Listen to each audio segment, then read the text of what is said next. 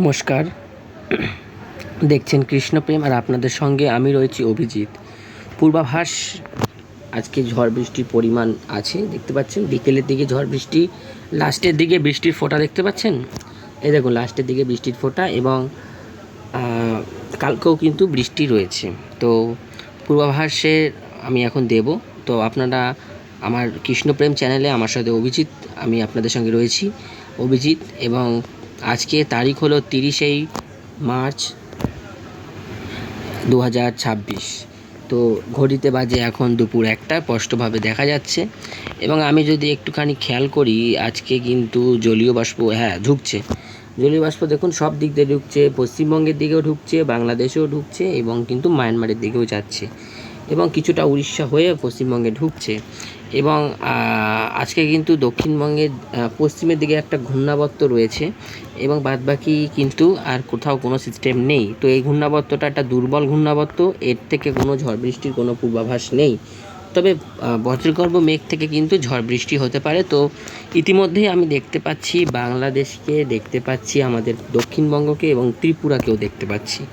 তো আমি একটুখানি চলে যাব সোজা বৃষ্টি মোডে। তো আমি বৃষ্টি মোডে চলে এসেছি, আপনারা দেখতে পাচ্ছেন ইতিমধ্যেই দেখাচ্ছে নাকি বাংলাদেশের দক্ষিণের দিকে বৃষ্টির কিন্তু পূর্বাভাস রয়েছে।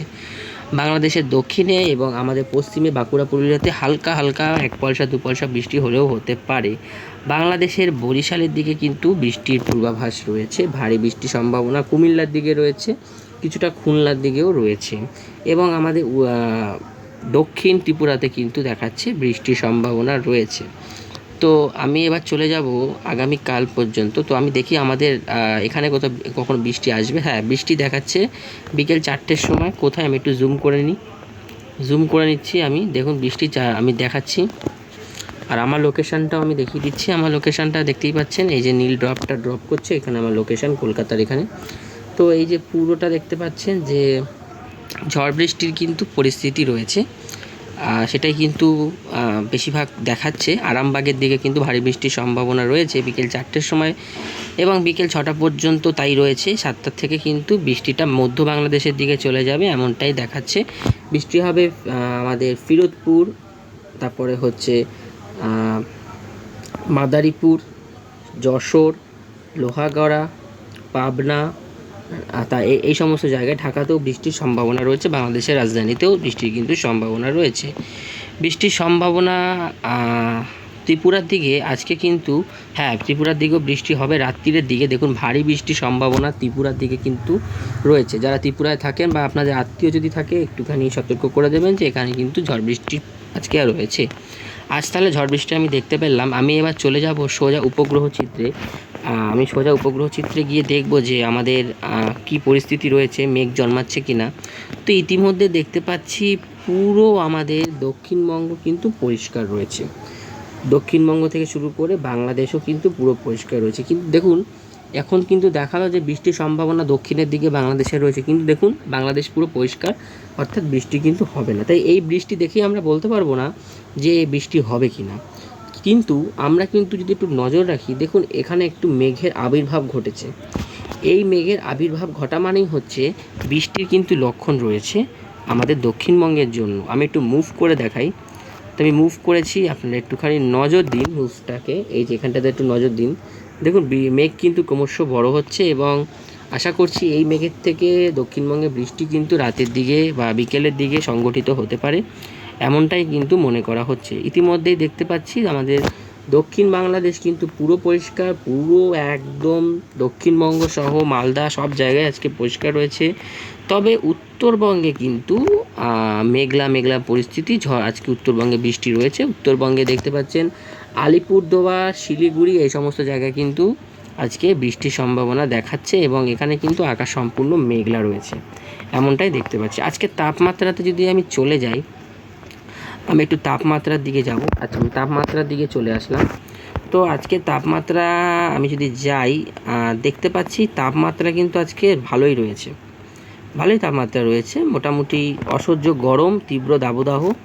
তো দেখুন তাপমাত্রা আজকে রয়েছে কলকাতাতে 33, খড়গপুরে 35, জামশেদপুরে রয়েছে 38, তারপরে ধানবাদে 36। আমি একটু জুম করলে আমি পুরুলিয়া বাঁকুড়াটাও দেখিয়ে দিতে পারবো। আমি জুম করেছি, দেখুন এই দেখুন পুরুলিয়াতে কিন্তু 36 ডিগ্রি আজকে ভালোই তাপমাত্রা রয়েছে। দুর্গাপুরে 35, বাঁকুড়াতে 34, বর্ধমানে 33, কাটোয়াতে 32, সিউড়িতে 33 এবং দেখতে পাচ্ছি শান্তিপুরে 32। তারপরে আমি যদি একটু নিচে নামি, নিচে দেখুন চন্দননগর কলকাতার উপরেই 33, আরামবাগে 33, কোলাঘাটে 33, মানে 32, 33, 34, 36, কোথাও কোথাও 37, 38-এর মতনও তাপমাত্রা রয়েছে। আমি একটু জুমটা আউট করে দেবো এবং আমি যদি একটুখানি মধ্য ভারতের দিকে যাই, দেখুন মধ্য ভারত কিন্তু পুড়ছে নাগপুর 40 ডিগ্রি তাপমাত্রা এখনই নাগপুরে। তারপরে হচ্ছে জাবালপুর 38, ভোপাল 37, ইন্দোর 36। তো মধ্য ভারত কিন্তু পুড়ছে, তবে বৃষ্টির পূর্বাভাস মধ্য ভারতে আজকে নেই। আজকে তাপমাত্রা এবং তীব্র দাবদাহ চলবে। অন্যদিকে দেখতে পাচ্ছি যোধপুর, থোটপুর ওই সমস্ত জায়গাতে তাপমাত্রাও ভালো দেখাচ্ছে, 32 ডিগ্রি, মানে ভালোই তাপমাত্রা ওখানে এখনই এই হচ্ছে। বাংলাদেশে কিন্তু দেখাচ্ছে কিন্তু তাপমাত্রা আজকে কম আছে। কোথায় কম আছে? বরিশালে নাকি বাংলাদেশের তাপমাত্রা কম আছে, কিন্তু না, বরিশালে কম নেই, কারণ বরিশালে কিন্তু ইতিমধ্যে বৃষ্টি হচ্ছে না। আমি বললাম বৃষ্টির জন্যই তাপমাত্রা এখানে কম দেখাচ্ছে। তো আমি এবার চলে যাব সোজা বায়ুর গতিবেগে। আমি দেখব আর কোনো সিস্টেম তৈরি হবে কি না। আমি বায়ুর ঝাপটাতে চলে এসেছি। দেখতে পাচ্ছি যে আমাদের বরিশালের দিকে একটু হালকা পাতলা ঝড় চলছে এবং মোটামুটি দক্ষিণবঙ্গ পুরোই পরিষ্কার। ঝোড়ো হাওয়া বইছে না, ঝোড়ো হাওয়া বইছে আমাদের উড়িষ্যার ভুবনেশ্বরের উপকূলীয় জায়গাতে একটু ঝোড়ো হাওয়া বইছে। দেখব আজকে কোনো ঝড় বৃষ্টির সম্ভাবনা আছে কি না। দেখুন মধ্য ভারতে কিন্তু বৃষ্টির পূর্বাভাস দেখাচ্ছিল না বা নেই বলছিল, কিন্তু দেখুন মধ্য ভারতে কিন্তু আজকে কিন্তু প্রবল কালবৈশাখী ঝড় রয়েছে।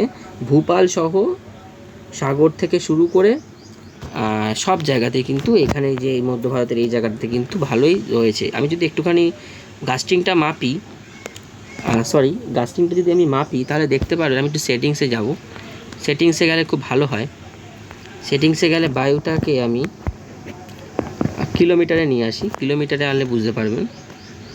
তো আমি কিলোমিটার থেকে নিয়ে এসেছি বায়ুকে। এবার আমি দেখব কত কিলোমিটার। দেখুন প্রায় 74, 75, ধরুন 80 কিলোমিটার গতিবেগ রয়েছে। এই দেখুন এখানে দেখুন 74 কিলোমিটার দেখাচ্ছে, কিন্তু 80 কিলোমিটার গতিবেগ রয়েছে। কিন্তু আমাদের দক্ষিণবঙ্গ কিন্তু দেখাচ্ছে তখনও কোনো ঝড় বৃষ্টি নেই, তবে বৃষ্টি ঝড় হবে এটা কোনোটাই কোনো কথা নয়, কারণ এখন কিন্তু উপগ্রহ চিত্রটাকে আমাদেরকে ফোকাস দিতে হবে, কারণ উপগ্রহ চিত্রই কিন্তু বলে। এই মুহূর্তে দেখি কোথাও বৃষ্টি হচ্ছে কি না, কোনো জায়গায় কোথাও বৃষ্টি হচ্ছে কি না।